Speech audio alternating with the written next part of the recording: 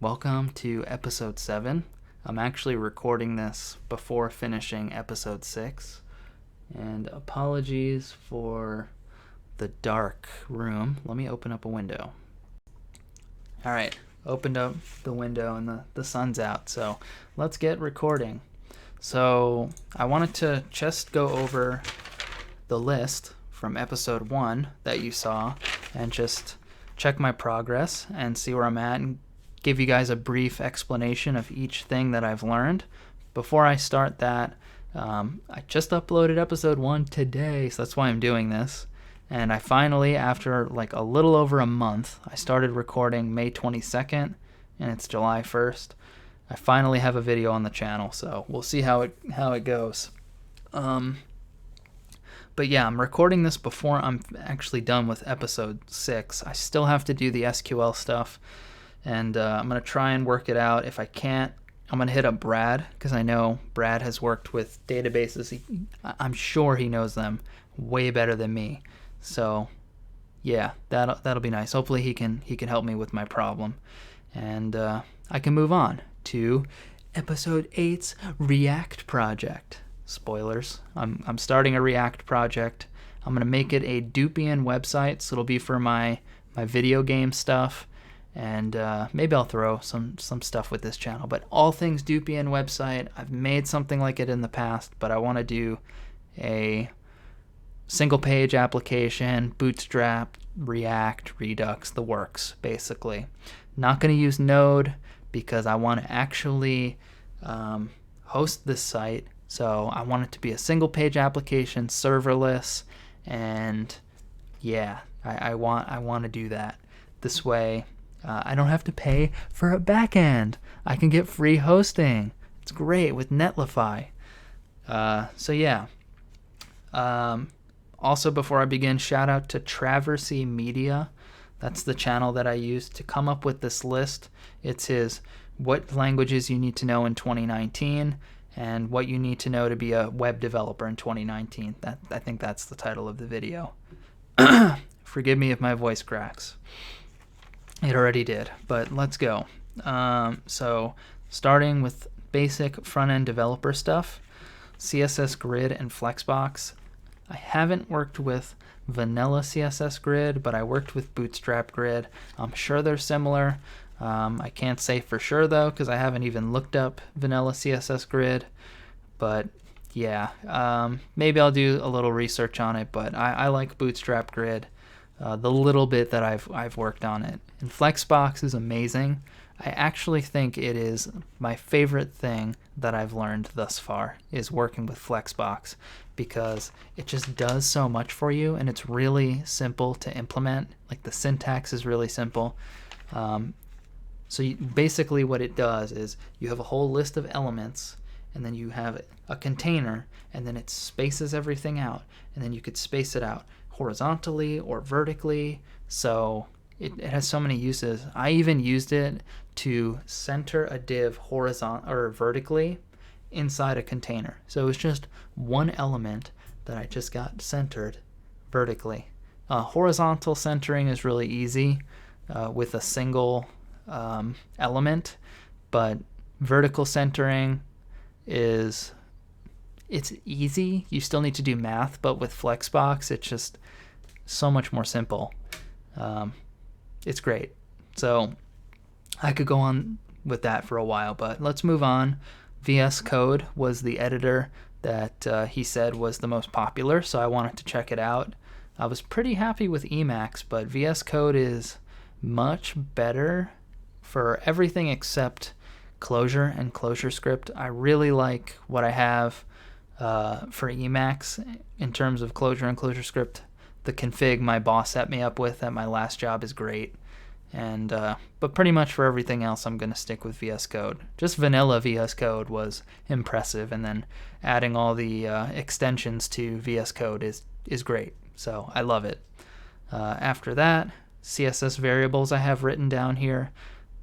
Like, this is very easy, so we're just gonna move on from that. That was like 2 minutes of Google.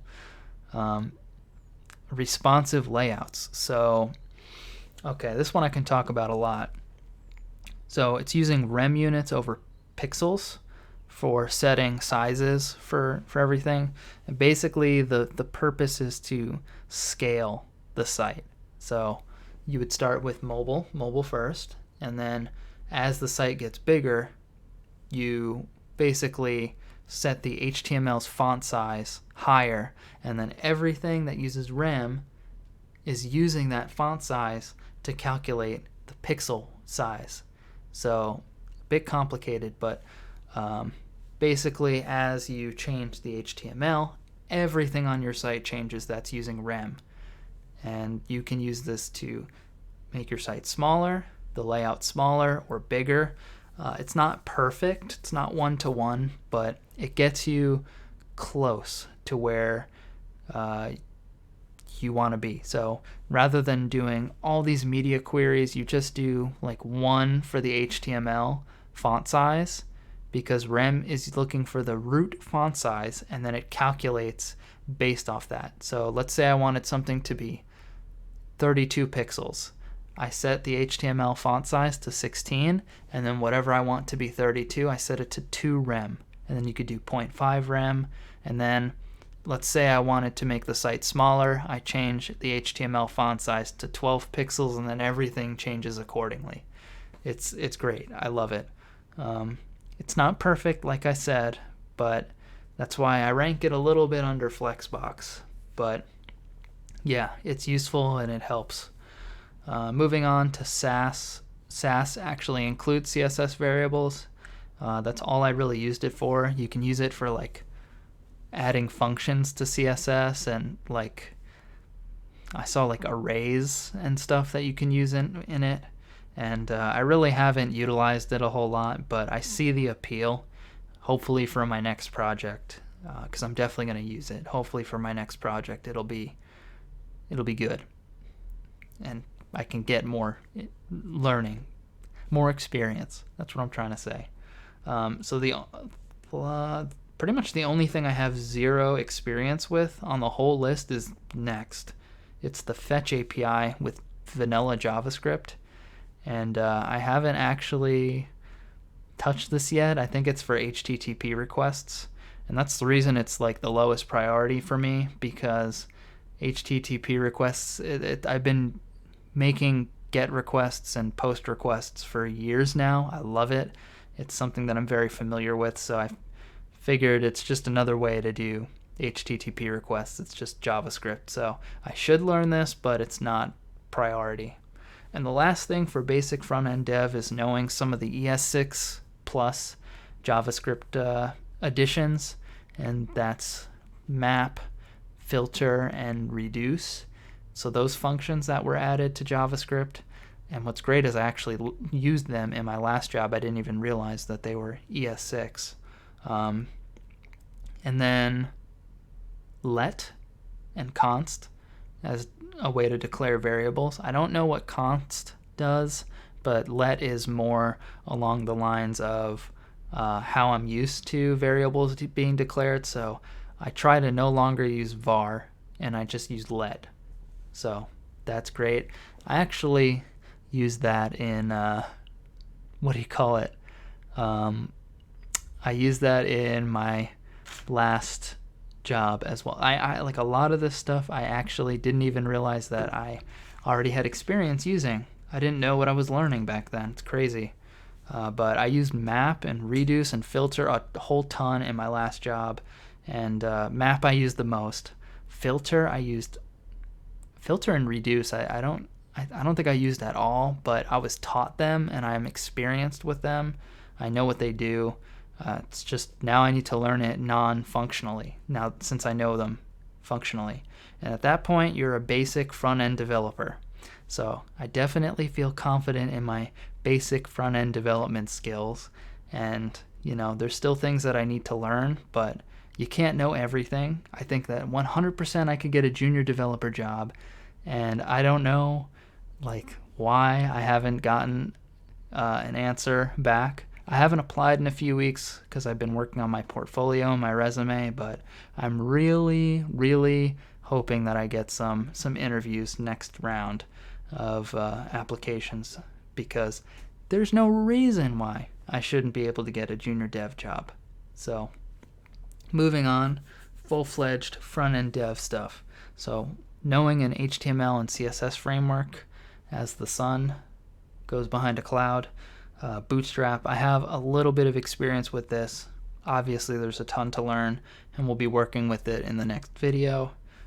Git and tooling, I feel very confident in Git and version control and making commit messages and code reviews and comments and all that. So I feel very confident with Git. Learned that in my last job as well. I learned so much in my last job.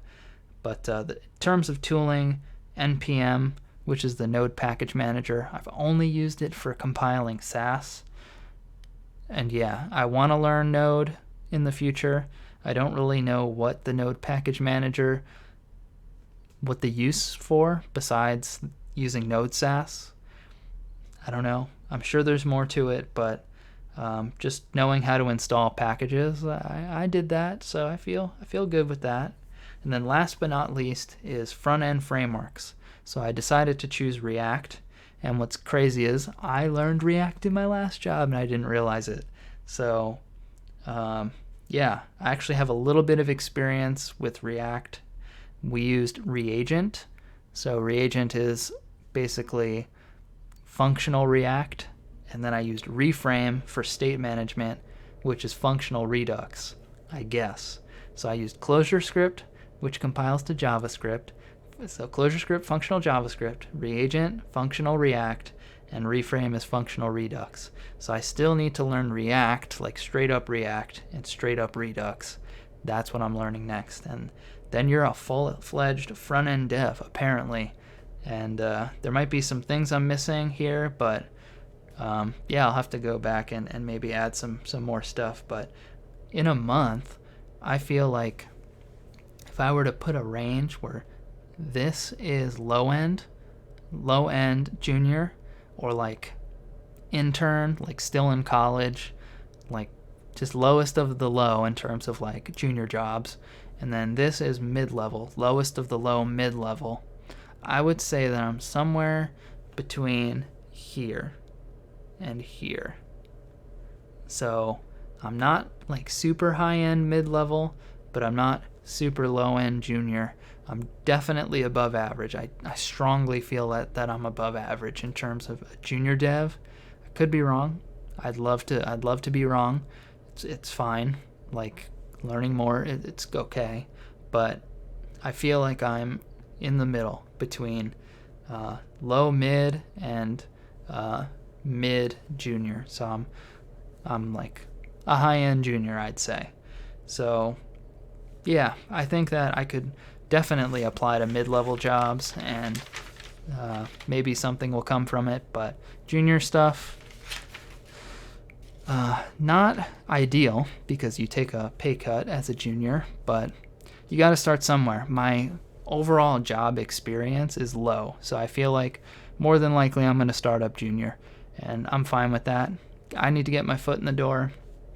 Outside of all this front-end dev stuff, I do want to work more with SQL and Node and start working with some back-end and maybe like a little bit of DevOps, and just like get myself acquainted with all of that, because the end goal is not front-end dev, it's full stack.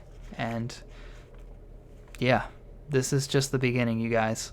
So I hope you enjoyed. Like I said, we'll be starting a new project in the next one. Apologies for this one just being me talking. I do a lot of talking in this series, and I just wanted to see where I'm at, and I'm pleasantly surprised. I've quite a lot of experience with this stuff now, and now it's just kind of like, I have the basics down, now it's fine-tuning. So thanks for watching. Subscribe, hit the bell, like the video if you like it. Leave me a comment if you guys are learning something, or just your experience with all this stuff. And if I say something blatantly wrong, please correct me. I want to be right. So thanks for watching. The journey continues in episode 8, so I'll see you then.